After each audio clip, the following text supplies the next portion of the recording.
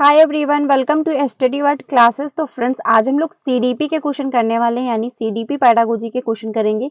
ये paper 1 and paper 2 दोनों में हेल्प करेगा।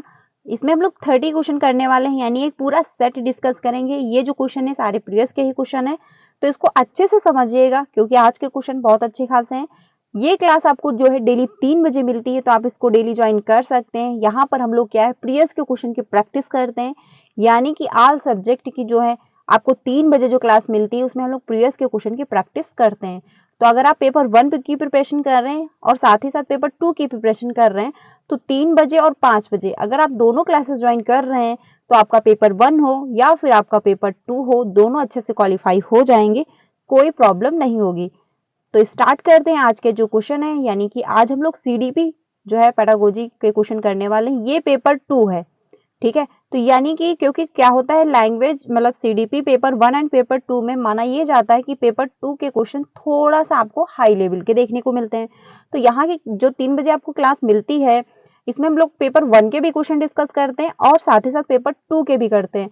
तो इसमें कोई आपको प्रॉब्लम नहीं होगी कि आपको पेपर 1 के ही क्वेश्चन देखने को मिलते हैं या फिर आपको पेपर 2 के ही देखने को मिलते हैं। तो आज हम लोग पेपर 2 के क्वेश्चन करेंगे, जो कि बहुत ज्यादा इंपॉर्टेंट होंगे। और अगर आप पेपर 2 के अच्छे से कर लेते हैं तो आप पेपर 1 के भी कर पाएंगे, क्योंकि क्या है, जो आपका सीडीपी पेडागोजी है वो बिल्कुल सेम है पेपर 1 की और पेपर 2 की। लेकिन क्या होता है, जो क्वेश्चन प्लान किए जाते हैं उसमें थोड़ा सा एक स्टेप जो है हाई बनाया जाता है पेपर 2 का, ठीक है। तो आप जब टप कर लेंगे तो आप इजी, नॉर्मल सी बात है, आप कर लेंगे। तो आज की जो है क्लास में हम लोग मतलब सीडीपी पेपर 2 के क्वेश्चन करने वाले हैं। स्टार्ट करते हैं। पहला जो क्वेश्चन है, which of the following on example of fine motor skill, यानी फाइन मोटर जो स्किल है उसका कौन सा एग्जाम्पल है। चैनल पे पहली बार आए हो तो प्लीज वीडियो को लाइक करके चैनल को भी सब्सक्राइब कर लीजिएगा, क्योंकि यहाँ से आपको टीचिंग से रिलेटेड सारी अपडेट मिलती है और आपको सीटेट की क्लासेस भी मिलती हैं, चाहे पेपर 1 की प्रिपरेशन कर रहे हो या फिर आप पेपर 2 की कर रहे हो। तो चैनल को सब्सक्राइब कर लीजिएगा। क्वेश्चन जो कह रहा है, इसमें बात कही गई है फाइन मोटर स्किल, यानी फाइन मोटर स्किल का कौन सा एग्जाम्पल है। तो सबसे पहले हम लोग समझ लेते हैं कि फाइन मोटर स्किल और आपका जो है ग्रॉस मोटर स्किल। तो फाइन मोटर स्किल जो होता है और आपका ग्रॉस मोटर स्किल होता है, ये कैसे चलता है, ग्रॉस टू फाइन जाता है, ठीक है। यानी जीएफ से आप याद रख सकते हैं, जीएफ जो है यानी कि जी से आपका ग्रॉस मोटर स्किल, फाइन से आपका जो है एफ से आपका फाइन मोटर स्किल। क्योंकि बॉडी में सबसे पहले ग्रॉस मोटर स्किल का जो है डेवलपमेंट होता है, यानी बड़ी मसल्स का जो विकास होता है वो आपका ग्रॉस मोटर स्किल के अंतर्गत जाता है, और आपका जो छोटी मसल्स का विकास हो रहा होता है वो आपका जो है फाइन मोटर स्किल के अंतर्गत जाता है, ठीक है।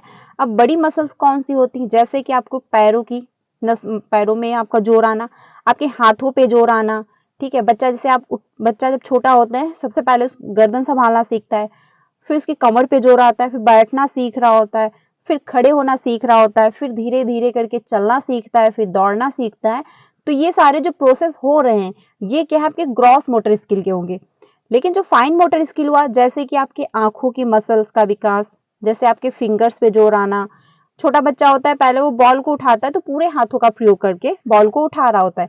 लेकिन क्या होता है, एक टाइम ऐसा आता है कि बच्चा हाथों की फिंगर्स का प्रयोग करके बॉल को उठा पाता है।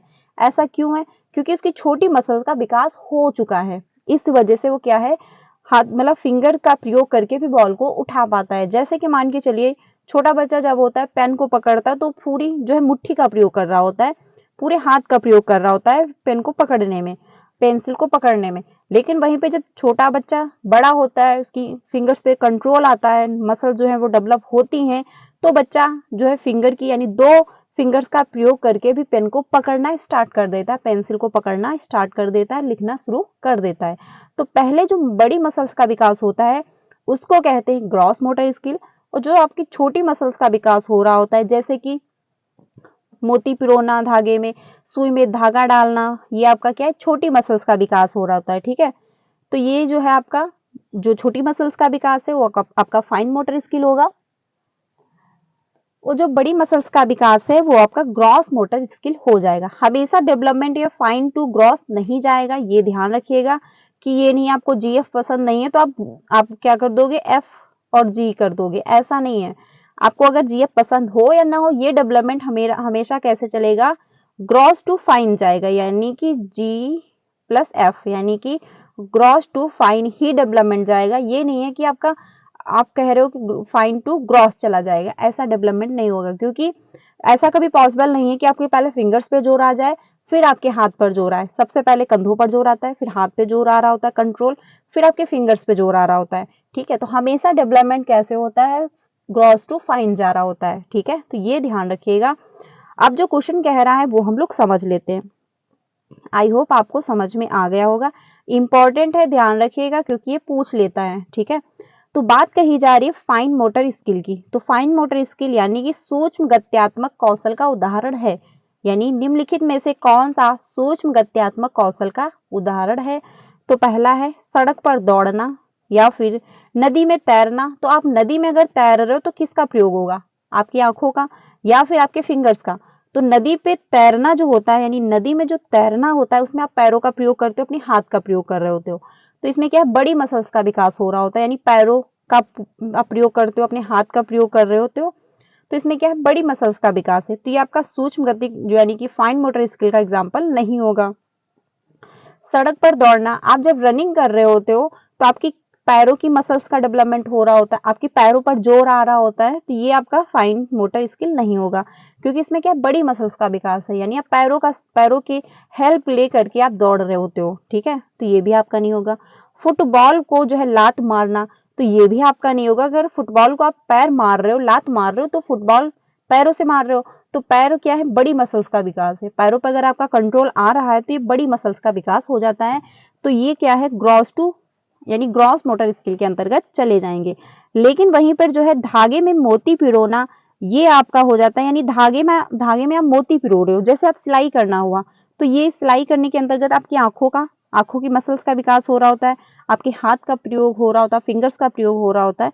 धागे में मोती पिरोना हुआ, तो धागे में मोती आप कैसे पिरोगे, आंखों का जो मतलब आंखों का कोऑर्डिनेशन जो है, और साथ ही साथ हाथों यानी फिंगर्स का प्रयोग करोगे आप, उसमें बारीकी चीजें हो रही हैं।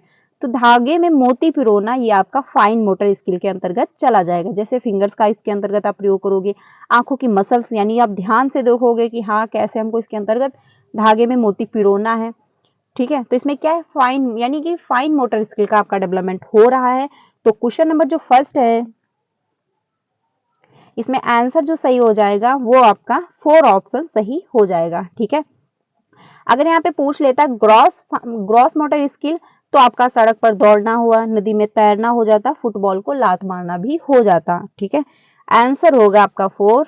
आगे चलते हैं क्वेश्चन नंबर 2 पे। क्वेश्चन नंबर जो 2 है, इसमें बात कही गई है कि विकास का जो है शीर्षगामी सिद्धांत अनुदेशित करता है कि विकास यानी कि जो डेवलपमेंट है वो क्या करता है, यानी सेफेलोकॉर्डल पूछ रहे हैं, यानी कि सेफेलोकॉर्डल प्रिंसिपल ऑफ डेवलपमेंट सुगेस्टेड दैट जो है डेवलपमेंट प्रोसीड फॉर्म, यानी कि जो आपका सेफेलोकॉर्डल प्रिंसिपल है।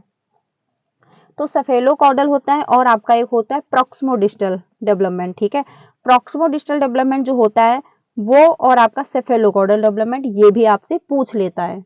तो क्वेश्चन नंबर जो आपका सेकंड है, इसमें कौन सा होगा ऑप्शन, सिर से पांव की ओर बढ़ता है, यानी सेफेलोकॉर्डल का मतलब ही हुआ सिर से पैर की तरफ जाना।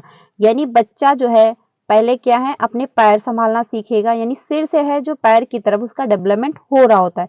क्योंकि छोटा बच्चा जब जन्म लेता है तो सबसे पहले अगर वो गर्भ में भी होता है तो उसका डेवलपमेंट कैसे हो रहा होता है, पहले उसका सर बनता है, फिर जाके बॉडी के अलग जो अदर पार्ट हैं वो बनते हैं। और जब बच्चा जन्म ले चुका होता है उसके बाद भी अगर है तो सबसे पहले बच्चा अपना सर संभालना सीख रहा होता है, कि उसके गर्दन पे कंट्रोल आए, अपना सर संभालना वो सीखे। फिर उसके जो है कंधे पर जोर आ रहा होता है, यानी फिर उसके क्या है कमर पे जोर आ रहा होता है। फिर वो क्या है बैठना सीखता है, फिर क्या है बच्चा खड़ा होना सीख रहा होता है, फिर धीरे धीरे करके बच्चा चलना सीख लेता है, दौड़ना सीख जाता है। तो सबसे पहले क्या है, यानी सिर से पैर की तरफ जो है मिचोर मतलब सिर से पैर की तरफ जो है परिपक्वता हो रही होती है, सिर से पैर की तरफ कंट्रोल आ रहा होता है। तो जो डेवलपमेंट होता है यानी सेफेलोकॉर्डल का मतलब ही होता है सिर से पैर की तरफ जाना। और जो आपका प्रोक्सिमो डेवलप यानी प्रोक्सिमो डिस्टल डेवलपमेंट जो होता है वो आपका केंद्र से बाहर की ओर हो रहा था, यानी कि केंद्र से बाहर की तरफ जाना। यानी कि बच्चे जो हैं उनका डेवलपमेंट केंद्र से बाहर की तरफ कैसे होगा, यानी सबसे पहले धड़कन यानी दिल पे मतलब धड़कन आती है, उसके बाद उनके कंधों पर जोर जा रहा होता है, फिर उनके हाथों पे जोर आएगा, फिर उनके फिंगर्स पे जोर जाएगा। यानी कि बच्चा मान के चलिए ये बच्चा है, तो सबसे पहले बच्चे के कंधों पर जोर आएगा, फिर हाथों पर जोर, फिर आपके फिंगर्स पर कंट्रोल आ रहा होता है। ये तो नहीं कभी पॉसिबल है कि आपके फिंगर्स पे कंट्रोल आ चुका हो अगर आपके कंधे पर जोर ना आया हो, ऐसा तो नहीं हो सकता। तो केंद्र से बाहर की ओर जाता है जब डेवलपमेंट, तो आपका सेफेलो यानी प्रॉक्सिमो डिस्टल डेवलपमेंट हो जाएगा, और सिर से पैर की तरफ जब जा रहा होगा तो आपका सेफेलोकॉर्डल डेवलपमेंट हो जाएगा। ये दोनों ध्यान रखिएगा, यानी केंद्र से बाहर की ओर और सिर से पैर की तरफ। ठीक है, तो क्वेश्चन नंबर जो 2 है इसमें आंसर कौन सा होगा, यानी सिर से पांव की ओर बढ़ना। बिल्कुल सही बात है, क्योंकि विकास का शीर्षगामी सिद्धांत अनुदेशित करता है कि विकास, तो आपका सेफेलोकॉर्डल जो आपका प्रिंसिपल है ये आपका सिर से पैर की तरफ होगा, यानी सिर से पांव की ओर बढ़ना, क्योंकि बच्चा जो है सबसे पहले सिर संभालना सीखता है, फिर उसके जो है कमर पे जोर आ रहा होता है, फिर उसके पैरों पे जोर कंट्रोल आ रहा होता है, फिर बच्चा क्या है बैठना सीखता है, फिर खड़े होना, फिर क्या है धीरे धीरे वो चलना सीख लेता है, यानी सिर से पैर की तरफ जो है डेवलपमेंट हो रहा होता है। जटिल से सरल की ओर बढ़ता है, ये आपका नहीं होगा। विशिष्ट से सामान्य की ओर भी नहीं होगा। केंद्र से बाहर की ओर होता अगर यहाँ पर प्रॉक्सिमो डिस्टल डेवलपमेंट पूछता। ठीक है, तो आंसर ये भी आपका नहीं होगा। आंसर जो है वो फर्स्ट ऑप्शन सही हो जाएगा। अगले क्वेश्चन पे चलते हैं। अगला है क्वेश्चन नंबर 3। क्वेश्चन नंबर जो 3 है इसमें बात कही गई है कि dash is a primary and dash in is secondary agent of जो है सोशलाइजेशन फॉर चिल्ड्रन, यानी कि बच्चे का जो है बच्चों में सामाजिकरण की प्राथमिक संस्था डैश डैश है और डैश द्वितीय संस्था है, यानी सेकेंड एजेंसी और आपका जो है फर्स्ट एजेंसी। इसके अंतर्गत क्या होगा, तो आपका जो है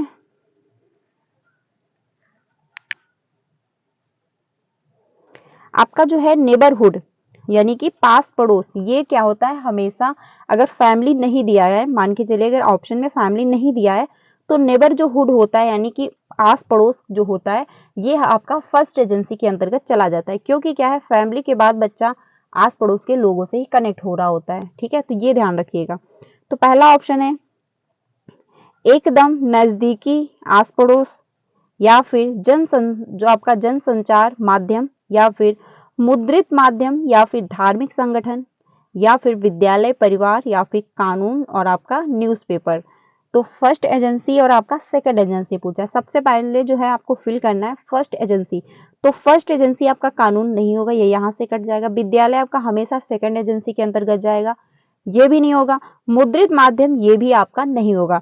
अब बात करते हैं, यहाँ पे लिखा है आस पड़ोस, तो अगर फैमिली नहीं दिया गया है, मान के चलिए अगर ऑप्शन में जैसे कि यहाँ पे फैमिली नहीं दिया गया, क्योंकि फैमिली क्या है हमेशा फर्स्ट एजेंसी के अंतर्गत आता है, लेकिन यहाँ पे फैमिली नहीं है, तो अगर आप नेबरहुड दिया है यानी आस पड़ोस दिया है तो आप उसके साथ जा सकते हैं, कोई प्रॉब्लम नहीं होगी, आपका ऑप्शन सही हो जाएगा। क्योंकि क्या है इसका रीजन भी है कि बच्चा पहले फैमिली के अंतर्गत आता है, फैमिली में कनेक्ट हो रहा होता है, लेकिन फैमिली के कनेक्ट होने के साथ साथ वो आस पड़ोस के लोगों से भी कनेक्ट हो रहा होता है। ठीक है, उसके बाद वो जो है विद्यालय आना स्टार्ट करता है। तो अगर परिवार नहीं दिया गया है, फैमिली नहीं है ऑप्शन में, तो आप इसके साथ भी जा सकते हैं, ऑप्शन आपका गलत नहीं होगा, आपको 1 नंबर मिल जाएगा। ठीक है, तो फर्स्ट ऑप्शन हो जाएगा। सेकेंड एजेंसी आपका होगा जनसंचार माध्यम, यानी जो आपका सोशल मीडिया है आपका क्या है सेकेंड एजेंसी के अंतर्गत चला जाता है। ठीक है, क्योंकि क्या है सोशल मीडिया से आप बाद में जुड़ते हो, सबसे पहले आप फैमिली में जुड़ते हो, फैमिली में अगर आप ऑप्शन में नहीं है तो आप आस पड़ोस के लोग जो हैं, मान के चलिए आस पड़ोस मोहल्ले में जो भी लोग हैं आप उनसे कनेक्ट हो रहे होते हो, तो आंसर जो है आपका फर्स्ट ऑप्शन सही हो जाएगा। ठीक है, अगले क्वेश्चन पे चलते हैं, क्वेश्चन नंबर 4। इसमें बात कही गई है जीन पियाजे के संज्ञानात्मक विकास के सिद्धांत के अनुसार किस अवस्था में बच्चों का जो है चिंतन वैज्ञानिक हो जाता है, यानी कौन सी अवस्था में बच्चे जो है अपना चिंतन करना स्टार्ट करते हैं तो वो वैज्ञानिक हो जाता है। पहला है संवेदीगामक, या फिर आपका पूर्व संक्रियात्मक, या फिर आपका मूर्त संक्रियात्मक, या फिर आपका फॉर्मल ऑपरेशनल स्टेज। तो क्वेश्चन नंबर जो 4 है इसमें कौन सा यानी कि कौन सा ऑप्शन आपका सही हो जाएगा कि बच्चा चिंतन वैज्ञानिक हो जाता है, यानी वो ऐसी थिंकिंग करना स्टार्ट कर देता है जैसे कि वैज्ञानिक। तो आपका संवेदीगामक तो होगा नहीं, क्योंकि बच्चा क्या है बहुत छोटा है, 0 से 2 वर्ष की उम्र मानी जाती है। पूर्व संक्रियात्मक की अवस्था जो होती है 2 से 7 वर्ष की होती है, इसमें बच्चा क्या अहम केंद्रित होता है, बच्चा अपने ही बारे में सोच पा रहा होता है, वो सामने वाले को कितनी दर्द है क्या वो फील कर रहा है उससे इससे कोई मतलब नहीं, उसको अगर जो चाहिए वो उसको चाहिए, यानी बच्चा सिर्फ अपने बारे में सोच पा रहा होता है। पूर्व संक्रियात्मक अवस्था में बच्चा क्या है जो उसके सामने है वो उसके बारे में जो है थिंकिंग कर लेगा, उसके बारे में वो समझ पाएगा, उसके बारे में वो बातचीत कर पाएगा। तो इसकी जो एज है अकॉर्डिंग टू पियाजे के अनुसार वो है 11 से 7 वर्ष। फॉर्मल ऑपरेशनल जो स्टेज है ये होती है आपकी 11 से 15 वर्ष। ठीक है, इसमें क्या होता है, बच्चा कल्पनाएं करना स्टार्ट कर देता है, यानी जो चीज उसके सामने नहीं भी है, मान के चलिए उसके सामने प्रेजेंट नहीं भी है, तो भी वो कल्पनाएं करेगा, तो भी वो क्या है, कल्पनाएं कर लेगा, वो चीजों को कनेक्ट करेगा। ठीक है, अपने दिमाग में तर्क वितर्क करना जो है वो स्टार्ट कर देगा। आंसर जो होगा आपका 4 ऑप्शन हो जाएगा। ठीक है, आंसर जो है आपका 4 ऑप्शन सही हो जाएगा। ये स्टेज जो दी गई हैं वो ध्यान रखिएगा कि कौन सी स्टेज में बच्चा किस उम्र में पहुंच जाता है, कौन सा मतलब कितने वर्ष का होता है, क्योंकि क्या है कभी कभी ये पूछ ली जाती हैं। ठीक है, तो स्टेज कौन कौन सी हैं वो भी ध्यान रखिएगा, और इनका टाइम पीरियड भी ध्यान रखिएगा, क्योंकि क्या है हो सकता है आपसे पूछ भी लिया जाए। अगले क्वेश्चन पे चलते हैं, क्वेश्चन नंबर 5 पे। इसमें बात कही गई है जीन पियाजे ने जो है अधिगम की प्रक्रिया में किसे महत्व जो है दिया है, यानी जीन पियाजे ने जो लर्निंग होती है, लर्निंग की प्रक्रिया में मेथड में किसको इन्होंने महत्वपूर्ण माना है। तो जैविक की परिपक्वता को माना है, या फिर अध्यापक का व्यक्तित्व यानी टीचर का बिहेवियर, या फिर आपका जो है पुरस्कार और दंड, या फिर निजी वाक्य यानी कि प्राइवेट स्पीच, जो कि वाइगोस्की कहते हैं, यानी रिवार्ड आपका जो पनिशमेंट है ये आपका होगा, या फिर आपका निजी वाक्य हो जाएगा। तो क्वेश्चन नंबर जो 5 है इसमें आंसर कौन सा सही होगा, देखिए क्वेश्चन नंबर जो 5 है, एक सेकंड, हाँ क्वेश्चन नंबर जो 5 है इसमें आपका फर्स्ट ऑप्शन होगा, क्योंकि जैविक परिपक्वता यानी हेरिडिटी को जो है जीन पियाजे ने महत्वपूर्ण माना है, क्योंकि ये क्या कहते हैं, बायोलॉजिकल जो मेचुरेशन है ये आपका महत्वपूर्ण है, यानी कि हेरिडिटी जो है, क्योंकि पियाजे ये कहते हैं, इन्होंने बच्चे का डेवलपमेंट जो है वो स्टेजों में डिवाइड कर दिया। आप ऐसे समझिए, आपको समझ में आ जाएगा। जीन पियाजे ये कहते हैं कि बच्चे का जो डेवलपमेंट है वो क्या है, स्टेजों में इन्होंने डिवाइड कर दिया, कि बच्चा जब इस स्टेज पे पहुंचेगा 0 से 2 वर्ष की उम्र में, तो बच्चे का इतना डेवलपमेंट हो चुका होगा, क्योंकि इन्होंने हेरिडिटी को महत्वपूर्ण माना, कि बच्चा अगर बच्चे में मेचुरेशन आ चुकी है, बच्चे में परिपक्वता आ चुकी है, बच्चा मान के चलिए बच्चा छोटा है, 2 साल का बच्चा क्या साइकिल चलाना सीख जाएगा, नहीं सीख पाएगा, क्यों, क्योंकि उसकी बॉडी अभी मेच्योर नहीं हुई है। लेकिन बच्चा जैसे बड़ा होगा, थोड़ा सा बड़ा हुआ, मान के चले 7 से 11 साल का जब बच्चा होगा, तो वो साइकिल चलाना धीरे धीरे सीख लेगा, क्योंकि बॉडी उस लायक यानी बॉडी जो है मिच्योर हो रही है, बॉडी जो है परिपक्व हो रही है। तो जीन पियाजे ने कहा हेरिडिटी को इन्होंने महत्वपूर्ण माना, क्योंकि इनके अकॉर्डिंग क्या था, जीन पियाजे के अकॉर्डिंग क्या था, ये मानते थे कि अगर बच्चा फिजिकली मिच्योर हो चुका है, अगर उसकी बॉडी डेवलप हो चुकी है, तो वो सीख जाएगा। इसीलिए इन्होंने क्या किया, स्टेजों में डिवाइड कर दिया, कि इतनी स्टेज पे बच्चे का इतना डेवलपमेंट हो चुका होगा, इतनी स्टेज पे जब बच्चा पहुंचेगा इस उम्र में तो बच्चे का इतना डेवलपमेंट हो चुका होगा, जब बच्चा इस स्टेज पे पहुंचेगा तो इतना डेवलपमेंट हो चुका होगा। वहीं पे वाइगोस्की कहते हैं कि बच्चा जो है, यानी बच्चे की हेरिडिटी में इंपॉर्टेंट नहीं है, बच्चे की जो है परिपक्वता जो है, मेचुरेशन जो है वो इंपॉर्टेंट नहीं है। सॉरी, हेरिडिटी को उन्होंने इंपॉर्टेंट माना है, बट उन्होंने परिपक्वता को जो है महत्वपूर्ण नहीं माना है, यानी मेचुरेशन को उन्होंने महत्वपूर्ण नहीं माना। जो आपके वाइगोस्की हैं वो ये कहते हैं कि बच्चा अगर 5 साल का भी है और अगर उसको अच्छा इन्वायरमेंट दिया जा रहा है, जहाँ पे लोग अच्छे से बात करते हैं, काफी इन्वायरमेंट अच्छा है, तो बच्चा अपनी उम्र से भी बेहतर सीखेगा। लेकिन पियाजे कहते हैं कि नहीं, बच्चा जितना डेवलपमेंट बच्चे का होगा, यानी बच्चा जितना फिजिकली मिच्योर हो चुका होगा, बच्चा जितना मतलब बच्चे में जितनी परिपक्वता आ चुकी होगी, बच्चा जितना मिच्योर हो चुका होगा, उतना ही उसका डेवलपमेंट हो पाएगा। ठीक है, इसलिए इन्होंने क्या है, जैविकी परिपक्वता को महत्वपूर्ण माना, इन्होंने इन्वायरमेंट को जो है महत्वपूर्ण नहीं माना। इनका कहना ये था, पियाजे का कहना ये था कि बच्चा अगर फिजिकली ग्रोथ कर रहा है, बच्चा अगर मान के चलिए 2 साल का हुआ है, तो इतना उसका डेवलपमेंट हो चुका होगा, क्योंकि इतना मिच्योर बच्चा बन चुका होगा। ठीक है, आंसर जो है आपका फर्स्ट हो जाएगा। अध्यापक यानी टीचर का जो बिहेवियर है ये आपका नहीं होगा, पनिशमेंट और आपका रिवॉर्ड ये भी आपका नहीं होगा, निजी वाक्य जो है ये आपका वाइगोस्की के अंतर्गत है, क्योंकि प्राइवेट स्पीच जो है उन्होंने वाइगोस्की की थ्योरी में ये इंपॉर्टेंट है। जीन पियाजे में अहम केंद्रित वाक्य जो है वार्ता कहा गया है, जिसमें बच्चा इगोसेंट्रिज्म होता है। ठीक है, तो आंसर जो है इसमें आपका फर्स्ट ऑप्शन सही हो जाएगा, क्योंकि इन्होंने जो है मेचुरेशन को महत्वपूर्ण माना है। ठीक है, आंसर जो है आपका फर्स्ट ऑप्शन सही होगा। अगले क्वेश्चन पे चलते हैं 6 पे। क्वेश्चन नंबर जो 6 है इसमें बात कही गई है कि जो आर्यन है अपने उत्तरदायित्वों को पूरा करने के लिए अपने कार्यों को विद्यालय के संविधान के अनुसार निर्देशित करता है। इस समय आर्यन नैतिक जो है तर्कता के किस स्तर पर है, ये आपका जो है हार्वर्ड गार्डनर से दिया गया है। ठीक है, हार्वर्ड गार्डनर की जो थ्योरी है उसके अंतर्गत ये दिया गया है। तो बच्चा कौन सी स्टेज पर होगा, यानी कि बच्चा जो आपका प्री कन्वेंशनल स्टेज पर होगा, या फिर कन्वेंशनल स्टेज पर होगा, या फिर पोस्ट कन्वेंशनल स्टेज पर होगा, या फिर अब्स्ट्रैक्ट कन्वेंशनल स्टेज पर होगा बच्चा।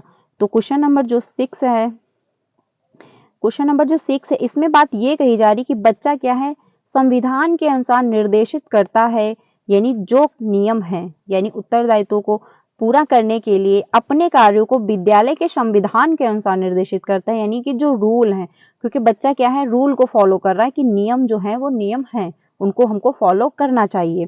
तो क्वेश्चन नंबर जो 6 है, इसमें सेकंड ऑप्शन होगा, यानी बच्चा क्या कन्वेंशनल स्टेज पर है, बच्चा जो है परंपरागत स्टेज पर है। ठीक है, इसका आंसर जो है आपका सेकंड ऑप्शन सही हो जाएगा। उत्तर परंपरागत ये भी नहीं होगा, पूर्व परंपरागत आपका ये भी नहीं होगा, तो आपका आंसर जो है वो सेकंड ऑप्शन सही हो जाएगा। अगले क्वेश्चन पे चलते हैं। अगला है क्वेश्चन नंबर 7, यानी जो स्टेज है ये आपकी 4 से 10 वर्ष हो जाएगी, तो ध्यान रखिएगा परंपरागत अवस्था की जो होती 4 से 10 वर्ष। ठीक है, आगे चलते हैं अगले क्वेश्चन पे, क्वेश्चन नंबर 7 पे, यानी 7 पे। जब विद्यार्थी किसी प्रश्न का हल खोजने में अटक जाते हैं, तब उन्हें मदद देने का जो है प्रभावशाली तरीका कौन सा होगा, यानी मान के चलिए अगर बच्चे को कहीं पे प्रॉब्लम हो रही है, वो क्वेश्चन को हल कर रहे हैं या फिर अपनी लर्निंग कर रहे हैं, तो उसके दौरान उनको प्रॉब्लम हो रही है, कहीं पे उनको दिक्कतें आ रही हैं, तो जो उनको मदद दी जा रही है उसका प्रभावशाली तरीका क्या होगा, ये आपको बताना है। तो पहला है प्रत्यक्ष रूप से उत्तर बता देना, यानी आप उनको सीधे जाके डायरेक्ट जाकर के आप आंसर दे देंगे, या फिर गलत उत्तर के लिए दंड देना, यानी अगर बच्चे ने गलत आंसर बता दिया तो आप उसको क्या है पनिशमेंट दे रहे हैं, या फिर जो है आंशिक रूप से हल, यानी कि समाधान प्रस्तुत करना, या फिर जो है अप्रासंगिक सूचनाओं द्वारा प्रश्न को जटिल बनाना। तो ये तो आपको बिल्कुल भी नहीं करना, क्योंकि क्या है बच्चा ऑलरेडी जो है वो अटका हुआ है, उसको ऑलरेडी समझ में नहीं आ रहा, और आप जटिल बनाओगे सूचनाओं को तो बच्चा और जो है उसी में उलझ जाएगा। ऐसा आपको नहीं करना है एज अ टीचर के रूप में, क्योंकि प्रोग्रेसिव क्लासरूम और आपका इंक्लूसिव एजुकेशन यही कहता है कि बच्चे की नीड के अनुसार आपको उसकी मदद करनी है। प्रोग्रेसिव क्लासरूम जो होती है उसमें बच्चा भी एक्टिव होता है और आप टीचर जो है वो भी एक्टिव होता है। टीचर जो है बच्चे की हेल्प कर रहा होता है, बच्चा जो है टीचर से मदद ले रहा होता है, वो दोनों एक्टिव होते हैं, लर्निंग हो रही होती है, गतिविधियां हो रही होती हैं, एक्टिविटी के माध्यम से सीख रहे होते हैं। तो ये आप नहीं कर सकते कि आप उनको जटिल जो है प्रश्न, यानी सूचनाओं का जो प्रश्न है वो आप जटिल कर देंगे कि बच्चे को और ज्यादा प्रॉब्लम हो। गलत उत्तर के लिए आप दंड भी, पनिशमेंट तो बिल्कुल भी नहीं दे सकते, क्योंकि आपका एनसीएफ भी कहता है कि बच्चे को आप किसी प्रकार से जो है पनिशमेंट नहीं दे सकते। प्रत्यक्ष रूप से आप आंसर अगर दे देंगे तो बच्चा अपना जो है दिमाग का प्रयोग नहीं करेगा, बच्चे का जो है कॉग्निटिव डेवलपमेंट नहीं हो पाएगा, बच्चा जो है वो तर्क वितर्क नहीं कर पाएगा। आंसर जो है आपका बेस्ट है वो थर्ड ऑप्शन है, यानी कि आंशिक रूप से, यानी कि आपका जो है आप आंशिक रूप से जो है हाफ सॉल्व क्वेश्चन दे रहे हो, हाफ सॉल्व जो है प्रॉब्लम जो है वो आप हल्की फुल्की सॉल्व कर दे रहे हो, यानी बच्चे को गाइड कर दे रहे हो, या फिर बच्चे को थोड़ा सा सपोर्ट दे रहे हो, या फिर बच्चे को हाफ सॉल्व क्वेश्चन दे रहे हो, जहाँ पे उसको जहाँ पे बच्चा अटक रहा था वहां पे आपने वो पार्ट सॉल्व कर दिया, और बच्चा क्या है फिर आगे जो है बच्चा अपना कर लेगा और आगे उसका प्रोग्रेस हो जाएगा। तो करना क्या है, आंशिक रूप से हल यानी कि हाफ सॉल्व आप क्वेश्चन दे देंगे, थोड़ी सी मदद कर देंगे, समाधान प्रस्तुत हो जाएगा, यानी प्रस्तुत करना या फिर यानी कि आप गाइड कर दोगे, बच्चे को थोड़ा सपोर्ट कर दोगे। इसको कहते हैं वाइगोस्की के अनुसार आपका स्कैफोल्डिंग। ठीक है, ये भी ध्यान रखिएगा। आंसर आपका सही हो जाएगा थर्ड, यानी कि हाफ सॉल्व क्वेश्चन देना, गाइड करना, बच्चे कहीं पर अटक रहे हैं उनको सपोर्ट कर देना, तो ये आपका वाइगोस्की के अनुसार क्या हो जाता है, स्कैफोल्डिंग हो जाता है। ठीक है, आंसर जो है वो थर्ड ऑप्शन सही हो जाएगा। अगले क्वेश्चन पे चलते हैं, क्वेश्चन नंबर 8 पे। क्वेश्चन नंबर जो 8 है इसमें बात कही गई है कि विद्यार्थियों में जो है संज्ञानात्मक विकास को समुन्नत करने के लिए लेव वाइगोस्की ने किसकी अनुशंसा की है, यानी कि विद्यार्थियों में जो है संज्ञानात्मक विकास को समुन्नत करना, यानी कॉग्निटिव डेवलपमेंट का जो यानी कॉग्निटिव डेवलपमेंट को ये क्या है अप्रिशिएट कर रहे हैं, तो कौन सा ऑप्शन आपका बेस्ट हो जाएगा। पहला है व्याख्यात्मक शिक्षण यानी अगर आप लेक्चर दे रहे हो तो क्या बच्चा लेक्चर अगर आप क्लासरूम में दे रहे हो तो बच्चा एक्टिव होगा? नहीं होगा, क्योंकि बच्चा क्या निष्क्रिय रूप से, टीचर तो एक्टिव होगा यहाँ पे बट बच्चा एक्टिव नहीं होगा, बच्चा चुपचाप जो है कहानी सुन रहा होगा। ठीक है, तो इससे बच्चे का जो है कॉग्निटिव डेवलपमेंट नहीं हो पाएगा, क्योंकि बच्चा चाहे मतलब दिमाग बच्चे का डेवलपमेंट करना है तो बच्चा अपना तर्क वितर्क लगाए, तो ये आपका ऑप्शन नहीं होगा। उद्दीपन प्रतिक्रिया अनुकूलन, ये भी नहीं होगा। निष्क्रिय अनुसरण यानी बच्चा निष्क्रिय रूप से अगर अनुसरण कर लेगा, कॉपी कर लेगा, तो बच्चा कोई तर्क वितर्क नहीं करेगा, बच्चे का कोई कॉग्निटिव डेवलपमेंट नहीं होगा। अगर बच्चा एक्टिव है, क्लासरूम में एक्टिविटी हो रही है, बच्चा कुछ नया क्रिएट कर रहा है, बच्चा कुछ दिमाग लगा रहा है, बच्चा कुछ प्रयोग कर रहा है, तो उसमें बच्चा जो है तर्क वितर्क करेगा। आंसर जो होगा वो 4 ऑप्शन होगा, यानी सामर्थित अधिगम, यानी कि जो आपका है सामर्थित अधिगम हो जाएगा, यानी बच्चा जो है लर्निंग कर रहा है, बच्चे की लर्निंग हो रही है, बच्चा जो है ग्रुप लर्निंग भी कर रहा है, बच्चे को जहाँ पे प्रॉब्लम हो रही टीचर मदद कर रहा है, जहाँ पे बच्चे दिक्कत कर रहे हैं आपस में डिस्कस कर रहे हैं, कर ले रहे हैं, ग्रुप में लर्निंग कर रहे हैं, यानी जहाँ पे भी प्रॉब्लम हो रही है आपस में जो है डिस्कस कर पा रहे हैं। तो आंसर जो है आपका 4 ऑप्शन मच बेटर है, बाकी आपके ऑप्शन जो है वो गलत हो जाएंगे, आंसर आपका 4 सही हो जाएगा। अगले क्वेश्चन पे चलते हैं 9 पे। क्वेश्चन नंबर 9 जो है इसमें बात कही गई कि प्रगतिशील शिक्षा यानी प्रोग्रेसिव क्लासरूम जो है वो क्या होगी। पहला है विद्यार्थियों को ज्ञान के सृजन में सक्रिय जो है प्रतिभागी मानती है, या फिर अध्यापकों को ज्ञान के सर्वाधिक जो है प्रमुख स्रोत जो है मानती है, या फिर विद्यार्थियों को ज्ञान के सक्रिय जो है ग्रहणकर्ता मानती है, या फिर पाठ्य पुस्तकों को ज्ञान सृजन की प्रक्रिया में असंगत मानती है। तो क्वेश्चन नंबर जो 9 है इसमें आंसर आपका कौन सा सही हो जाएगा, यानी क्वेश्चन नंबर जो फर्स्ट है प्रोग्रेसिव क्लासरूम होती क्या है, पहले हम ये समझ लेते हैं। देखिए प्रोग्रेसिव क्लासरूम जो होती है उसमें बच्चा भी एक्टिव होगा और टीचर भी एक्टिव होंगे, यानी बच्चा और टीचर दोनों क्या है एक्टिव होंगे और दोनों एक दूसरे की मदद करके सीख रहे होंगे, यानी टीचर जो है वो बच्चे से मान के चलिए थोड़ी बहुत गाइड कर मतलब बच्चे से मदद ले रहे होंगे, क्योंकि क्या है टीचर को भी तो समझना है कि बच्चे को कहाँ पे प्रॉब्लम हो रही है, और बच्चा जो है वो टीचर से हेल्प ले रहा होगा। तो लर्निंग यानी जो प्रोग्रेसिव क्लासरूम होती है उसमें बच्चा भी एक्टिव होगा और टीचर भी एक्टिव होगा, और साथ में मतलब टीचर जो है जहाँ पर बच्चे को दिक्कत हो रही होगी वहाँ पे टीचर मदद भी कर रहा होगा, वहाँ पे क्या है सपोर्ट कर रहा होगा, और प्रोग्रेसिव क्लासरूम में एक्टिविटी हो रही होगी, बच्चा कुछ नया क्रिएट करने की कोशिश भी कर रहा होगा। ठीक है, तो आपका जो 4 ऑप्शन है पाठ्य पुस्तकों को ज्ञान सृजन की प्रक्रिया में असंगत मानती है, यानी कि पाठ्य पुस्तक जो है उनका कोई कनेक्शन ही नहीं हो पा रहा है लर्निंग से, तो ये आपका कहना गलत होगा। विद्यार्थियों के ज्ञान के जो निष्क्रिय ग्रहणकर्ता मतलब मानती है, यानी जो विद्यार्थी होते हैं जो बच्चे होते हैं वो सिर्फ निष्क्रिय ग्रहण करता है, यानी वो क्या चुपचाप सुन रहे हैं, टीचर जो है वो लेक्चर दे रहा है, तो ऐसा भी नहीं है, क्योंकि प्रोग्रेसिव क्लासरूम में बच्चा भी एक्टिव होगा टीचर भी एक्टिव होता है। अगला है अध्यापकों को जो है ज्ञान के सर्वाधिक प्रमुख स्रोत जो है मानती है, यानी अध्यापक ही सब कुछ होते हैं, तो ये ऐसा भी नहीं है, क्योंकि क्या प्रोग्रेसिव क्लासरूम में एक्टिविटी भी हो रही होंगी, ब्लैक बोर्ड के भी माध्यम से पढ़ाया जा रहा होगा, टीएलएम का भी प्रयोग किया जा रहा होगा, कोई एक्टिविटी प्लान की जा रही होगी, प्ले ग्रुप भी कराया जा रहा होगा, फील्ड ट्रिप पे भी ले जा रहे होंगे टीचर, तो इसमें बहुत सारी एक्टिविटियां जो है ऐड हो रही होती। ये नहीं कह सकते कि सब कुछ जो है टीचर जो पढ़ा देगा बच्चा उतना समझ लेगा, बाकी इसमें कोई एक्टिविटी नहीं हो रही होती है, तो ऐसा भी आपका कहना गलत हो जाएगा। आंसर जो होगा इसमें फर्स्ट ही ऑप्शन होगा, क्योंकि विद्यार्थियों को ज्ञान के सृजन यानी बच्चे ज्ञान को सृजित कर रहे हैं, यानी बच्चे ज्ञान को एक्वायर कर रहे हैं, सीख रहे हैं, ठीक है, में सक्रिय जो है प्रतिभागी मानती है, तो ये आपका आंसर जो है 4 ऑप्शन होगा, क्योंकि बच्चे खुद से भी चीजों को सीख रहे होते हैं, साथ ही साथ टीचर की भी मदद ले रहे होते हैं, आपस में अपने फ्रेंड की भी मदद ले रहे होते हैं, तो ग्रुप लर्निंग भी हो रही होती है, टीचर भी एक्टिव होगा, बच्चा भी एक्टिव होगा, कुछ नया क्रिएट कर रहे होंगे, एक्टिविटी प्लान हो रही होगी, एक्टिविटियां भी क्लासरूम में हो रही होंगी।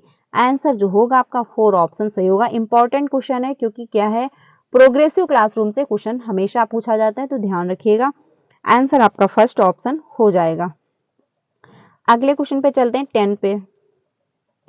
क्वेश्चन नंबर जो 10 है इसमें बात कही गई है कि आसिमा दूसरों की मनोदशा और अभिप्रेरणा के प्रति समझ बना लेने की उच्च स्तरीय योग्यता के कारण अपने मित्रों में बहुत ही लोकप्रिय है, यानी दूसरे की मनोदशा वो समझ पा रही है, यानी सामने वाला क्या फील कर रहा है, क्यों उसका मूड खराब है, क्या उसको प्रॉब्लम हो रही, क्यों वो सैड है, क्या उसको दिक्कत है, क्यों इतना वो हैप्पी है, यानी सब कुछ जो है आसमा समझ पा रही है कि सामने वाले मतलब व्यक्ति में क्या प्रॉब्लम है और क्या प्रॉब्लम नहीं भी है। ठीक है, तो क्या है, इस वजह से बहुत लोकप्रिय है। हार्वर्ड गार्डनर के बहुबुद्धि सिद्धांत के अनुसार आसमा जो है डैश डैश बुद्धि की उच्च स्तरीय क्षमता रखती है, यानी जो आसमा है उनमें कौन सी बुद्धि पाई जा रही है। हार्वर्ड गार्डनर की थ्योरी आपके एनसीईआरटी में है, आपके चैप्टर यानी कि सीटेड में पूछी भी जाती है हार्वर्ड गार्डनर की थ्योरी। हार्वर्ड गार्डनर ने 8 प्रकार की बुद्धि बताई है, तो ध्यान रखिएगा आपको सिर्फ और सिर्फ 8 प्रकार की ही बुद्धि पढ़नी है, बाकी कुछ एक्स्ट्रा ऐड नहीं करना है, क्योंकि आप में सिर्फ 8 प्रकार की ही बुद्धि पूछी जाती है, इसमें से 8 में से कोई भी एक आपसे पूछ लेगा, लेकिन एक ना एक क्वेश्चन आएगा जरूर, 100% कंपलसरी है, एक क्वेश्चन आपका हार्वर्ड गार्डनर से जरूर पूछेगा। तो जो आसमा है वो क्या कर रही है, दूसरे की मनोदशा को समझ पा रही है, तो उनमें होगा कौन सा, ये हम लोग थोड़ा इंग्लिश में समझेंगे। इसमें जो है इंटरपर्सनल दिया गया है, और आपका जो है जिसको मतलब नेचर से नॉलेज, मतलब आपका जो जिनको प्रकृति से बहुत ज्यादा लगाव, जैसे पेड़ पौधे हुए, गार्डनिंग करना हुआ, आपका लैंग्वेज, तो लैंग्वेज यहाँ पे कोई बात नहीं की जा रही है, यानी तर्क तार्किक जो है गणती ये आपका नहीं होगा। म्यूजिक ये भी आपका नहीं होगा, क्योंकि म्यूजिक की बात यहाँ पे नहीं हो रही, यहाँ पे बात ये हो रही है कि जो आसमा है वो दूसरे के पर्सपेक्टिव को समझ पा रही है। प्राकृतवादी ये भी नहीं होगा, क्योंकि इसके अंतर्गत गार्डनर यानी जो मतलब पेड़ वगैरह लगाते हैं, माली वगैरह होते हैं, वो इसके अंतर्गत आ जाएंगे। तो आंसर आपका होगा अंतरवैयक्तिक जो है यानी अंतरवैयक्तिक आपका हो जाएगा, यानी इंटरपर्सनल आपका जो है इंटेलिजेंट हो जाएगा। यानी आसमा में क्या है, इंटरपर्सनल इंटेलिजेंट है, क्योंकि वो दूसरे के पर्सपेक्टिव को समझ पा रही है। अगर यहीं पे इंट्रापर्सनल हो जाता तो यानी खुद के बारे में समझना, यानी खुद क्या चाहते हो, क्या फील कर रहे हो, खुद के क्या मोटिव है, खुद क्या करना चाह रहे हो लाइफ में, तो खुद के बारे में अगर आप समझ पा रहे हो तो आप में इंट्रापर्सनल बुद्धि है। और अगर आप दूसरे के पर्सपेक्टिव को समझ रहे हैं, दूसरा क्यों, सामने वाले का मूड क्यों खराब है, आज वो क्यों सैड है, ऐसे क्यों बात कर रहा है, क्या रीजन है, अगर आप ये सारी बातें समझ पा रहे हैं तो आप में क्या इंटरपर्सनल बुद्धि पाई जाएगी, यानी इंटरपर्सनल इंटेलिजेंट आप होंगे। आंसर जो है आपका फर्स्ट ऑप्शन सही हो जाएगा। हार्वर्ड गार्डनर से एक क्वेश्चन हमेशा पूछता है, तो ध्यान रखिएगा 8 प्रकार की ही बुद्धि बताई गई, आपको 8 प्रकार की ही बुद्धि पढ़ लेनी है। अगले क्वेश्चन पे चलते हैं, क्वेश्चन नंबर 11 पे। इसमें बात कही गई है कि कथन ए, अध्यापक को शिक्षण अधिगम प्रक्रिया में विद्यार्थियों के लिए परियोजना कार्य, समूह कार्य, चर्चाएं और वाद विवाद को शामिल करना चाहिए। बिल्कुल सही बात है।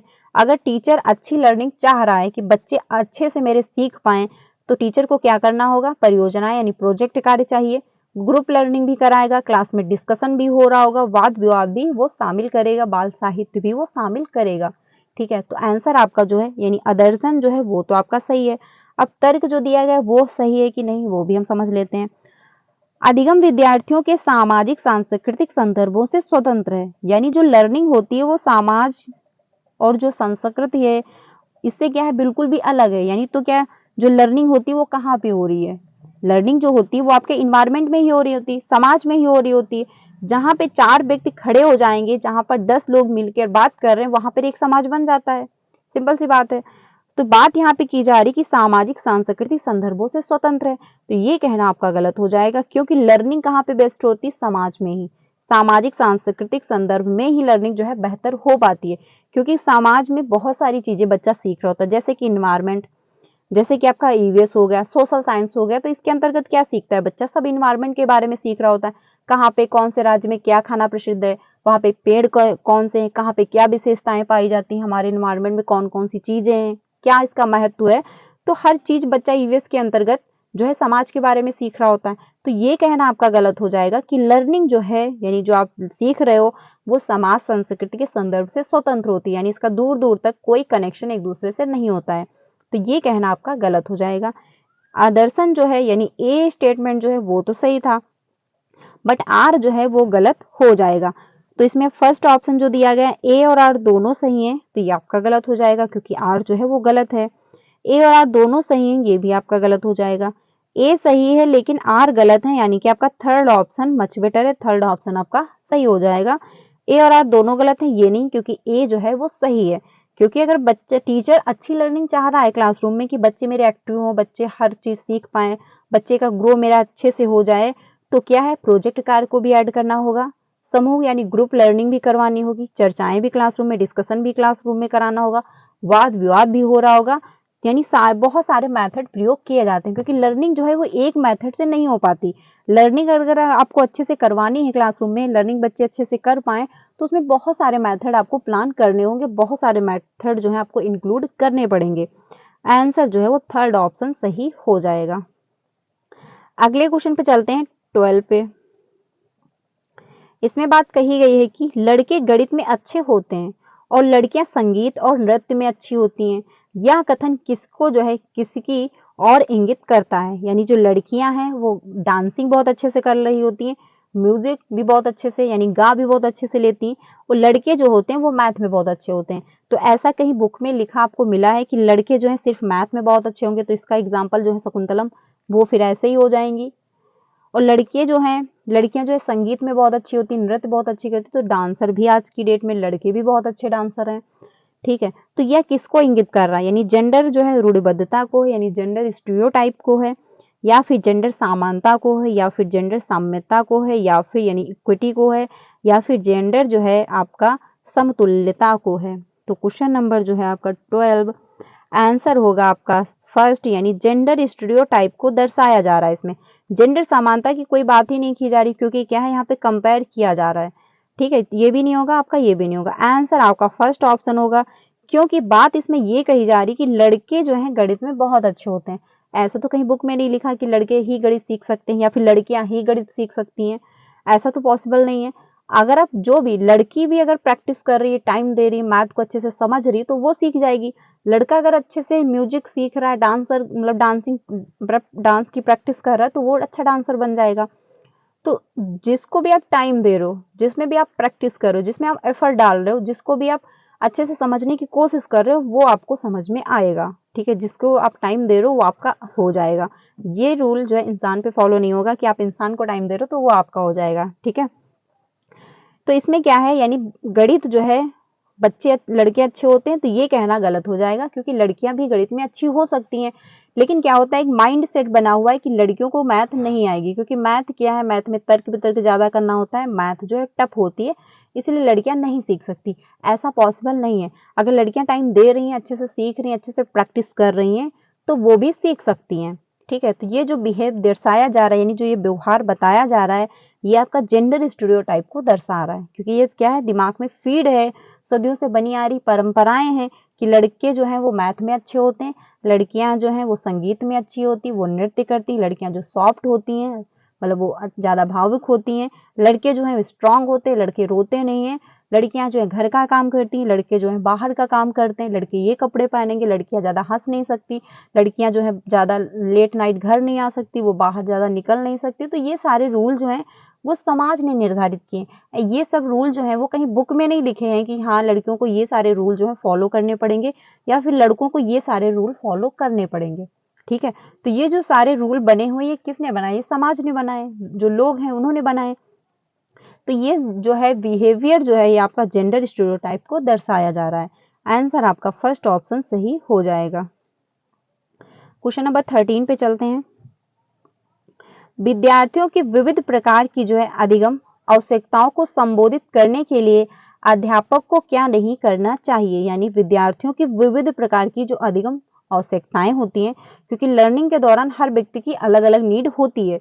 मान के चलिए कुछ बच्चे को देखने में प्रॉब्लम हो रही है, तो उनकी ये नीड होगी कि टीचर ब्लैक बोर्ड पर थोड़ा सा बड़ा लिख दे और हमको थोड़ा आगे बैठा दिया जाए। जिस बच्चे को सुनने में प्रॉब्लम हो रही है तो उसकी नीड ये होगी कि टीचर थोड़ा लाउड बोल दे और हमको थोड़ा आगे बैठा दिया जाए। जिस बच्चे को चलने में प्रॉब्लम हो रही है तो उसकी नीड ये होगी कि हाँ जो क्लास जो बनी हुई है वो क्या है, ग्राउंड फ्लोर पे हो जाए, वो आपका सेकंड थर्ड फ्लोर पे ना हो। ठीक है, तो हर बच्चे की नीड अलग अलग होती है। को संबोधित करने के लिए अध्यापक को क्या नहीं करना चाहिए? यानी कि निगेटिव आंसर दिया गया है, तो इसमें आंसर आपका यानी निगेटिव क्वेश्चन है, इसका आंसर क्या हो जाएगा? पहला ऑप्शन है विषय वस्तु को जो है विभिन्न जो है तरीके से प्रस्तुत करना चाहिए, यानी जो विषय वस्तु है उसको आप अलग अलग मेथड से प्रयोग कर रहे हो, प्रेजेंट कर रहे हो, तो ये तो आपका ऑप्शन सही है। विद्यार्थियों में अधिगम और स्वनियमन कौशल विकसित करने चाहिए, ये भी आपका सही है। विद्यार्थियों को निपुणता जो है उन्मुख लक्ष्य बनाने के लिए प्रोत्साहित करना चाहिए।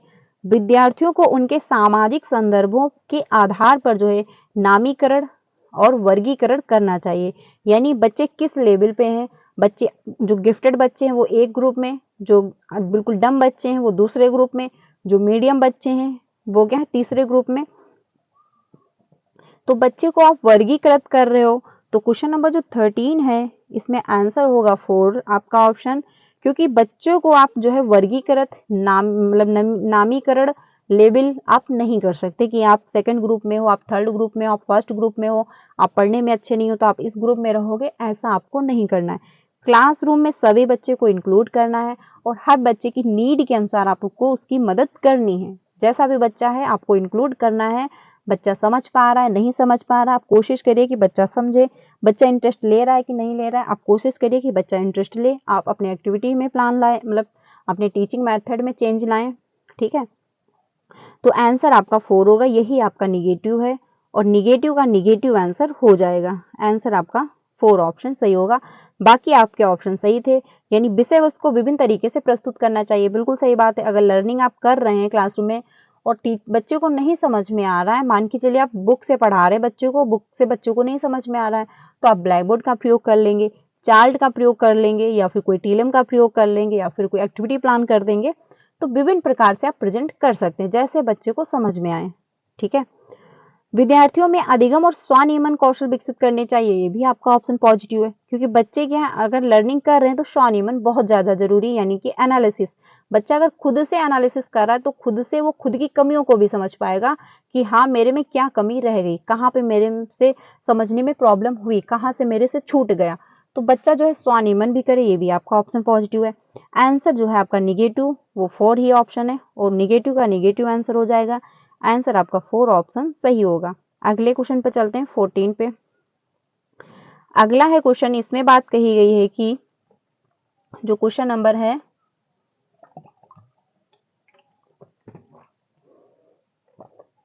14, इसमें बात कही गई है कि गतिविधि के दौरान अधिगम अंतरों को समझने के लिए आकलन का प्रभावशाली तरीका कौन सा नहीं है, यानी कि गतिविधियां जो हो रही हैं और उसके दौरान जो अधिगम में अंतर हैं, यानी जो कमियां हैं को समझने के लिए आकलन आप कर रहे हैं, आकलन का प्रभावशाली तरीका कौन सा नहीं होगा, यानी असेसमेंट का जो है प्रभावशाली तरीका नहीं है। पहला है मानकीकृत परीक्षणों पर आधारित आकलन, या फिर रचनात्मक आकलन, या फिर आपका सहपाठी आकलन, या फिर आपका स्व आकलन यानी सेल्फ असेसमेंट। तो क्वेश्चन नंबर जो है 14, इसमें आंसर होगा आपका फर्स्ट, यानी कि मानकीकृत परीक्षणों पर आधारित आकलन आप नहीं कर सकते, क्योंकि क्लासरूम में हर बच्चा एक जैसा नहीं होगा, हर बच्चे को एक जैसी प्रॉब्लम नहीं होगी, ठीक है। तो आप सबके लिए एक जैसा मेथड आप प्लान नहीं कर सकते, सबके लिए एक जैसा रूल जो है फॉलो नहीं कर सकते। अगर आपको आकलन करना है, असेसमेंट करना है, तो बच्चे की नीड के अनुसार, यानी बच्चा जैसा भी है, मतलब बच्चा जैसा है वैसे आपको जो है एक्टिविटी प्लान करके उसका असेसमेंट करना है। ये नहीं कि सभी के लिए आप एक ही जैसा रूल फॉलो कर रहे हो। मान के चलिए किसी बच्चे को देखने में प्रॉब्लम है, अब वो देख नहीं पाता है, या फिर बच्चे को लिखने में प्रॉब्लम है, वो लिख नहीं पाता है, और आपने टेस्ट ले लिया कि सभी बच्चे एक जैसे, यानी टेस्ट आपने ले लिया कि सभी बच्चे को लिख करके ही जो है इसका आंसर देना है। अब बच्चे को लिखने में प्रॉब्लम है तो आप क्या करोगे, क्या बच्चा लिख पाएगा? नहीं लिख पाएगा। उसको आंसर तो आ रहा है बट वो लिख नहीं सकता क्योंकि उसको लिखने में समस्याएं हैं। तो आप ऐसा नहीं करेंगे, उससे क्या करेंगे, सुन लेंगे कि हाँ आप सुना दीजिए क्योंकि आपको लिखने में प्रॉब्लम हो रही है। तो बच्चे की नीड के अनुसार, बच्चे को जहाँ पे प्रॉब्लम, जैसी प्रॉब्लम है उसको ध्यान में रखते हुए आप क्या है, आप अलग मेथड का प्रयोग करके आप असेसमेंट करेंगे। सबके लिए एक जैसा हम जो है मानकीकृत परीक्षण जो है आप लागू नहीं करेंगे। आंसर आपका जो है फर्स्ट होगा, क्योंकि कौन सा नहीं होगा, यानी निगेटिव का जो है निगेटिव आंसर हो जाएगा। आंसर जो है वो फर्स्ट ऑप्शन होगा। रचनात्मक आकलन जो होता है आपका बेस्ट होता है, क्योंकि इसमें बच्चा क्या है, कुछ क्रिएट कर रहा होता है, कुछ नया करने की वो कोशिश कर रहा होता है, बच्चा कुछ खोज रहा होता है, ठीक है। सहपाठी आकलन यानी ग्रुप जो असेसमेंट, ये भी आपका बेस्ट होता है, क्योंकि बच्चे क्या है आपस में जो है ग्रुप में जो है लर्निंग कर रहे होते हैं और फिर आपस में एक दूसरे से सीख रहे होते हैं और एक दूसरे का जो असेसमेंट भी हो रहा हो रहा होता है, क्योंकि क्या एक बच्चा कहेगा अच्छा ये तुम्हारा गलत हो गया, अच्छा इसमें ये ऑप्शन ना होकर के ये ऑप्शन होना था, दूसरा बच्चा कहेगा अच्छा इसमें ये नहीं ऐसे इसको भरना था। तो आपस में बच्चे एक दूसरे का असेसमेंट कर रहे होते हैं, आपस में एक बच्चे एक दूसरे से जो है सीख रहे होते हैं। तो ये भी आपका होगा। स्व आकलन आपका ये भी बेस्ट होता है, क्योंकि खुद से अब अगर आप आकलन कर ले रहे हो, खुद से अपने बारे में समझ पा रहे हो, खुद से अपना एनालिसिस कर रहे हो, तो सबसे बेस्ट होता है। क्योंकि मैं आपसे लास्ट में इसलिए कहती हूँ कि आप लोग कमेंट में अपना स्कोर बताइएगा। इससे क्या होता है, आप खुद समझ पाते हो कि हाँ 30 में मैंने कितने क्वेश्चन अटेंड किए हैं और कितने मेरे ऑप्शन गलत हुए हैं, यानी कितने मेरे क्वेश्चन गलत हुए हैं, कौन से टॉपिक से क्वेश्चन गलत हुए हैं, कौन से टॉपिक से मेरे क्वेश्चन सही हुए हैं। तो ये आपका एनालिसिस हो जाता है फटाक से 2 मिनट में। अगर आप क्वेश्चन को अच्छे से अटेंड कर रहे हो तो लास्ट में आप जब स्कोर मेंशन करते हो तो आपका दिमाग फटाक से प्रोसेस कर रहा होता है कि आप फटाक से बताते हो कि हाँ मेरे इतने में इतने आंसर जो है सही हो गए। तो स्व आकलन आपका सबसे बेस्ट होता है। कोई भी एग्जाम क्लियर करने के लिए आपको जो है एनालिसिस करना पड़ेगा। अगर आपने एनालिसिस किया है तो आप बेस्ट करोगे। एनालिसिस जो होता है वो लर्निंग को आपको इजी, यानी आपकी लर्निंग को इजी बना रहा होता है, आपकी जो प्रिपरेशन होती है उसमें काफी मदद कर रहा होता है। ठीक है, तो स्व आकलन आपका भी बेस्ट होता है। आंसर आपका फर्स्ट होगा, क्योंकि निगेटिव का निगेटिव आंसर हो जाएगा। अगले क्वेश्चन पे चलते हैं। अगला है क्वेश्चन नंबर 15। मैं कहती सबसे हूँ कि लास्ट में आप लोग अपना स्कोर मेंशन करिएगा, बट कुछ ही ऐसे लोग हैं जो अपना स्कोर मेंशन करते हैं, बाकी जो है कोई भी अपना स्कोर मेंशन नहीं करता है। ठीक है, आगे चलते हैं अगले क्वेश्चन पे। अगला है, निम्नलिखित में से कौन सा प्रश्न जो है विद्यार्थियों में समालोचनात्मक चिंतन को समुन्नत कर रहा है, यानी कि कौन सा जो है समालोचनात्मक चिंतन को जो है समुन्नत जो है करेगा। तो पहला है 523 को जो है 62 से गुणा करो, तो इसमें बच्चे का समालोचनात्मक चिंतन हो रहा है? नहीं हो रहा है, क्योंकि क्या है बच्चे को अगर पता है तो कर देगा गुणा, नहीं पता है तो डिवाइड वो नहीं कर पाएगा। हरियाणा कब एक स्वतंत्र राज्य बना, यानी जो हरियाणा है वो कब एक स्वतंत्र राज्य बना, तो अगर बच्चे को पता है कि हाँ इस डेट को इस वर्ष में हरियाणा जो है एक स्वतंत्र राज्य बना था तो बता देगा। अगर उसको नहीं पता है तो वो नहीं बता पाएगा। इसमें कोई बच्चा अपना जो है कॉग्निटिव डेवलपमेंट बच्चा नहीं कर रहा है, कोई तर्क वितर्क जो है बच्चा नहीं कर रहा है। गंगा नदी का उद्गम कहाँ है, ये भी आपका सिंपल एक आंसर, यानी ये जो क्वेश्चन है ये सारे क्या क्लोज इंडेड क्वेश्चन है, क्योंकि इनका एक फिक्स आंसर होगा कि ये इसका ये जो यही आंसर होगा। ठीक है, तो क्लोज इंडेड क्वेश्चन से बच्चे में समालोचनात्मक जो है क्रिटिकल थिंकिंग डेवलप नहीं हो सकती। हमेशा आपको ओपन एंडेड क्वेश्चन करने हैं अगर बच्चे में समालोचनात्मक चिंतन डेवलप करनी है। तो क्वेश्चन नंबर जो आपका यानी ऑप्शन नंबर जो 4 है ये आपका बेस्ट होगा, यानी आप अपने शहर में जल भराव की समस्या का समाधान कैसे करेंगे। तो आंसर आपका 4 ऑप्शन होगा। अब इसमें बच्चा दिमाग लगाएगा, सबसे पहले ये समझेगा कि जल भराव है कहाँ पे हमारे शहर में, और आखिर है तो उसका रीजन क्या है, वहां पे क्यों जल भराव हो पा रहा है, इसको हम कैसे हल कर सकते हैं, ये जो प्रॉब्लम क्रिएट हो रही है इसको हम कैसे सॉल्व कर सकते हैं। अच्छा इसको ऐसे नहीं ऐसे सॉल्व कर सकते हैं। इसमें थोड़ा अपना तर्क वितर्क करेगा बच्चा, 4 लोगों से बात करेगा, 4 लोगों की राय लेगा, अपना अनुभव व्यक्त करेगा, सामने वाले का अनुभव लेगा, तो बच्चे में समालोचनात्मक चिंतन जो है डेवलप होगा। नॉर्मल सी बात है, क्योंकि जहां पे ओपन एंडेड क्वेश्चन पूछे जा रहे होंगे वहां पे इसका कोई एक फिक्स आंसर नहीं होगा। इसमें बच्चा अगर एक्सप्लेन करेगा तो वो 1 से 2 पेज भर देगा, क्योंकि क्या इसका एक आंसर फिक्स नहीं है। लेकिन जो आपका ए यानी फर्स्ट सेकंड और थर्ड थे, इनका एक फिक्स आंसर था कि डिवाइड करके बच्चा, चाहे 10 बार डिवाइड करो, चाहे 10 लोगों से इसको डिवाइड कराइए, चाहे इसको 100 बच्चे डिवाइड करें, आंसर जो है एक ही निकलने वाला था। यानी चाहे जितने बच्चे इसका गुणा करें, यानी चाहे जितने बच्चे इसका इंटू करें, सॉरी माफ करिएगा, यानी इंटू करें तो वो क्या है आंसर इसका जो है फाइनल वही निकलेगा, चाहे जितने बच्चे इसको इंटू करें। ये भी जो है चाहे जितने बच्चों से आप आंसर क्वेश्चन का आंसर पूछिए वो एक ही आंसर फिक्स है, क्योंकि जो है हरियाणा कब एक स्वतंत्र राज्य बना, चाहे 10 बच्चे से पूछे चाहे 100 बच्चे से पूछे, आंसर इसका फिक्स निकलेगा। ये भी इसका आंसर फिक्स है कि हाँ यही आंसर इसका होगा। लेकिन जो 4 है इसका एक फिक्स आंसर नहीं है। अगर आप एक बच्चे से पूछ रहे हो तो इसके बारे में कुछ और बताएगा, दूसरे बच्चे से आप पूछोगे उसके बारे में कुछ और बताएगा, तीसरे बच्चे से पूछोगे वो इसके बारे में कुछ और बताएगा, यानी हर बच्चा जो है इस पे अलग अलग अपनी राय दे रहा होगा। ठीक है, तो आंसर आपका 4 होगा, यानी समालोचनात्मक चिंतन अगर बच्चे में भरना है तो ओपन एंडेड क्वेश्चन आपको करने होंगे। अगले क्वेश्चन पे चलते हैं। अगला है क्वेश्चन नंबर 16। इसमें बात कही गई है कि समावेशी शिक्षा किन विद्यार्थियों की जरूरतों को पूरा करती है, यानी इंक्लूसिव एजुकेशन जो होती है वो कौन से विद्यार्थियों की जो है प्रॉब्लम यानी जरूरतें जो है नीड जो है उनको पूरा कर रही होती है। तो पहला है निम्न सामाजिक आर्थिक स्तर वाले जो है विद्यार्थी, या फिर विविध जो है जेंडर उन्मुख विद्यार्थी, या फिर विशिष्ट अधिगम अक्षमताओं वाले विद्यार्थी।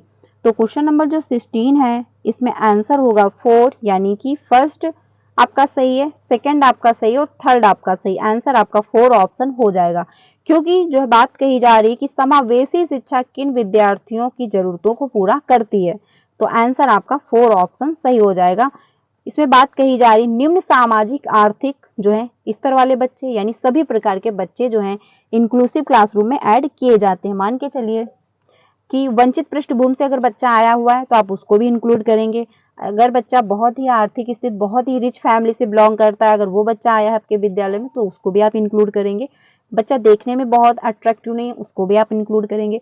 बच्चे को देखने में प्रॉब्लम है आप उसको भी इंक्लूड करेंगे। बच्चे को चलने में समस्या है आप उसको भी इंक्लूड करेंगे। यानी ए टू जेड बच्चा जैसा भी है आपको क्या करना है, इंक्लूड उसको करना है। ठीक है। विविध जेंडर जो है उन्मुखी विद्यार्थी, ये भी आपका होगा, यानी कि गर्ल्स ही रहेंगी या फिर बॉयज ही रहेंगे, सभी इंक्लूड होंगे। विशिष्ट अधिगम जो है अक्षमताओं वाले विद्यार्थी, यानी जिन बच्चों को देखने में प्रॉब्लम है, सुनने में समस्या है, चलने में प्रॉब्लम है, जो भी प्रॉब्लम रही हो, लिखने में प्रॉब्लम है, उनको भी आप इंक्लूड करेंगे। आंसर आपका 4 ऑप्शन सही होगा, यानी ए टू जेड जैसा भी बच्चा है आप उसको इंक्लूड करेंगे, बल्कि उसके नीड के अनुसार आप उसकी जो है मदद करेंगे। आंसर 4 ऑप्शन हो जाएगा। अगले क्वेश्चन पे चलते हैं। अगला है क्वेश्चन नंबर 17। इसमें बात कही गई है निम्नलिखित में से कौन सी जो है विकलांगता सामाजिक संप्रेषण के क्षेत्र के लिए प्रत्यक्ष रूप से जो है चुनौती देती है, यानी कि जो आपका है सामाजिक संप्रेषण के क्षेत्र के लिए प्रत्यक्ष रूप से चुनौती दे रही है। तो पहला आपका स्वालीनता है, या फिर आपका होगा गुणज वैफल्य है, या फिर लेखन वैफल्य है, या फिर गतिशीलता बाध्यता है। तो क्वेश्चन नंबर जो आपका 17 है इसमें आंसर हो जाएगा फर्स्ट, यानी बच्चे में क्या है स्वालीनता पाई जा रही है, क्योंकि सामाजिक संप्रेषण के क्षेत्र से वो क्या है प्रत्यक्ष रूप से चुनौती देती है। तो बच्चा जो स्वालीनता है बच्चे में, जिस भी बच्चे में स्वालीनता पाई जा रही है वो बच्चा लोगों से ज्यादा कनेक्ट नहीं होगा। उसको क्या है अकेले रहना बहुत अच्छा लगता होगा, वो अकेले रूम में रहेगा। अगर रूम में मान के चलिए कोई अगर चेंजमेंट भी आपने कर दिया, कोई मान के चलिए पर्दा ही आपने हटा दिया, मेज अलग मतलब मेज अगर आपने कहीं और शिफ्ट कर दी, या फिर उसका बेड आपने कहीं अलग शिफ्ट कर दिया, तो यानी अगर रूम के अंदर जो भी चीजें रखी हुई अगर आप उसमें कोई चेंजमेंट ला रहे हैं तो बच्चा तब भी डिस्टर्ब हो जाएगा। यानी बच्चा जो है ज्यादा लोगों से कनेक्ट नहीं हो पा रहा होता है, ज्यादा लोगों से बात करना पसंद नहीं करता है, वो चुपचाप अकेले रहना पसंद कर रहा होता है। तो आंसर आपका जो होगा फर्स्ट होगा, यानी स्वालीनता बच्चे में पाई जा रही है। इस वजह से सामाजिक संप्रेषण वो नहीं कर पा रहा है, लोगों से ज्यादा कनेक्ट नहीं हो पाता है, लोगों से बात करना उसको ज्यादा पसंद नहीं होता है। गुणज वैफल्य जो है ये आपका गणित संबंधी होता है, यानी बच्चे को क्या है गणित कैलकुलेशन करने में प्रॉब्लम हो रही होती है। लेखन जो है वैफल्य, यानी बच्चे को क्या लिखने में समस्या हो रही होती है, यानी डिस्ग्राफिया होती है, बच्चे को लिखने में प्रॉब्लम हो रही होती है। ठीक है। आंसर आपका जो है गतिशीलता बाध्यता, बच्चे को चलने में प्रॉब्लम हो रही होती है। ठीक है, तो ये ध्यान रखना। आंसर जो है इसमें आपका फर्स्ट ऑप्शन सही हो जाएगा, यानी बच्चे में क्या स्वालीनता है, बच्चा जो है लोगों से ज्यादा कनेक्ट होना पसंद नहीं करता है। अगले क्वेश्चन पे चलते हैं, क्वेश्चन नंबर 18 पे। इसमें बात कही जा रही है ध्यान जो है अवधान अति क्रियाशीलता विकार से जूझ रहे जो है जिनमें क्या है ADHD विद्यार्थियों की आवश्यकताओं को संबोधित करने के लिए एक अध्यापक को क्या करना चाहिए। यानी बच्चे की जो है वो ज्यादा ध्यान केंद्रित नहीं कर पाते हैं किसी एक टॉपिक पे, यानी क्या है वो तुरंत बोरियत महसूस करने लगते हैं, तुरंत वो विचलित होने लगते हैं। तो पहला ऑप्शन है एक ही समय पर अनेक कार्य करने के लिए देने चाहिए, यानी एक टाइम पर आप उनको बहुत सारा वर्क करने के लिए दे रहे हो। या फिर परिवेश में विकर्षण को जो है कम से कम करना, या फिर ऐसे प्रदत्त कार्य देना जिनमें जो है लंबी अवधि वाले ध्यान की जरूरत है, यानी लंबे टाइम तक वो ध्यान एकाग्र कर पाए। या फिर ऐसे कार्य देना चाहिए जिनमें जो है सहपाठियों के निष्क्रिय रूप से सुनना हो। तो इसमें आपका आंसर कौन सा सही हो जाएगा, यानी कि जो क्वेश्चन नंबर 18 है, इसमें आंसर होगा सेकंड, यानी कि आपका आंसर हो जाएगा सेकंड ऑप्शन, परिवेश में विकर्षण को कम से कम करना, क्योंकि बच्चे डिस्टर्ब हो जा रहे हैं तुरंत। ठीक है, इसमें आपका आंसर जो होगा सेकंड ही होगा, यानी परिवेश में जो है विकर्षण को कम करना चाहिए, यानी कम से कम करना चाहिए, क्योंकि बच्चे क्या है तुरंत वो क्या है डिस्टर्ब हो जा रहे हैं, वो ज़्यादा ध्यान अपना आकर्षित नहीं कर पाते हैं।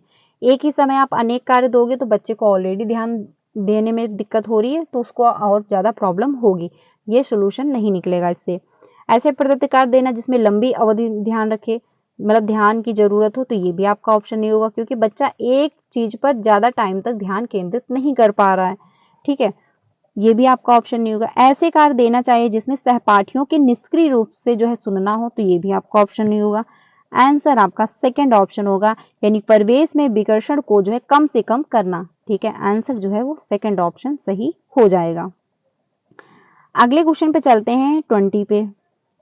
अगला है क्वेश्चन नंबर जो 20, इसमें बात कही गई है, एक सेकंड, 19, इसमें बात कही गई है निम्नलिखित में से कौन सा प्रावधान जो है गति विषयक विकलांगता वाले विद्यार्थियों के सफल समावेशन को जो है सुनिश्चित करता है, यानी कि जो आपका गति विषयक विकलांगता है, यानी कि जिस बच्चे को क्या है चलने में प्रॉब्लम हो रही है।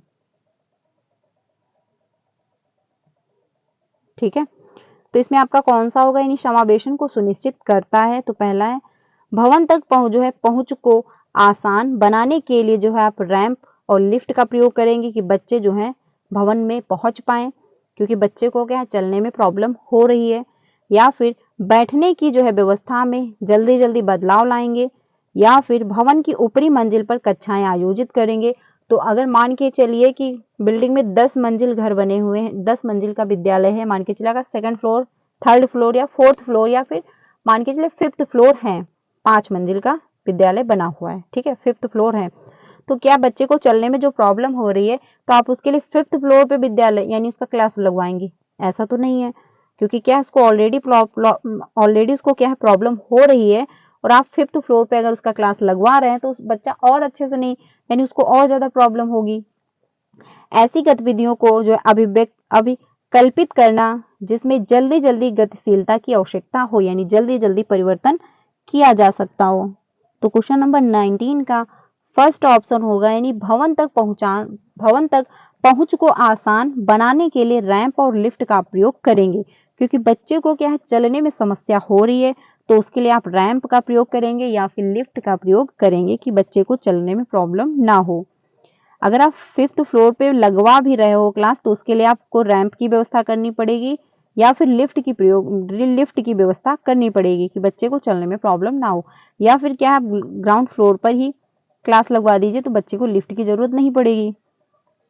ठीक है, तो आंसर आपका जो है फर्स्ट ऑप्शन सही हो जाएगा, क्योंकि क्या है बच्चे को चलने में प्रॉब्लम ऑलरेडी है, तो आप उसके लिए क्या करेंगे रैंप और लिफ्ट का प्रयोग करेंगे। ठीक है, बैठने की जो है व्यवस्था में जल्दी जल्दी बदलाव लाएंगे, तो इससे बच्चे को कोई बेनिफिट नहीं होगा, क्योंकि बच्चे को चलने में समस्या हो रही है, वो ये नहीं कि एक जगह बैठ नहीं पा रहा है तो इसलिए आप जल्दी जल्दी परिवर्तन कर रहे हो। भवन की ऊपरी मंजिल पर कक्षा जो आयोजित करना, ये भी आपका कोई पॉइंट नहीं है। ऐसी गतिविधियों को जो अभिकल्पित करना जिनमें जल्दी जल्दी गतिशीलता की आवश्यकता हो, तो ये भी आपका ऑप्शन नहीं होगा, क्योंकि ऐसी गतिविधियां आप प्लान नहीं करेंगे, बच्चे को क्या है प्रॉब्लम हो रही है। ठीक है, आंसर आपका फर्स्ट ऑप्शन सही हो जाएगा। तो फ्रेंड्स आज के लिए इतना ही रखते हैं, कल हम लोग 20 से स्टार्ट करेंगे। ठीक है, यानी कि कल की क्लास में हम लोग 20 से स्टार्ट करेंगे। आज के लिए यहीं तक रखते हैं, यानी आज हम लोग 19 क्वेश्चन डिस्कस कर लिए। कल हम लोग 21 से यानी 20 से स्टार्ट करेंगे, यानी कल की क्लास में हम लोग 20 से स्टार्ट करने वाले हैं। तो आज के लिए इतना ही रखते हैं। कमेंट में अपना स्कोर यानी 19 ऑफ आपके कितने सही हुए हैं वो आप लोग कमेंट में स्कोर बताइएगा। क्लास अच्छी लगी हो तो लाइक करिएगा, चैनल पर पहली बार आए हो तो वीडियो को लाइक करके चैनल को भी सब्सक्राइब कर लीजिएगा, क्योंकि यहाँ से आपको टीचिंग से रिलेटेड सारी अपडेट मिलती है और आपको क्लासेस भी प्रोवाइड की जाती हैं।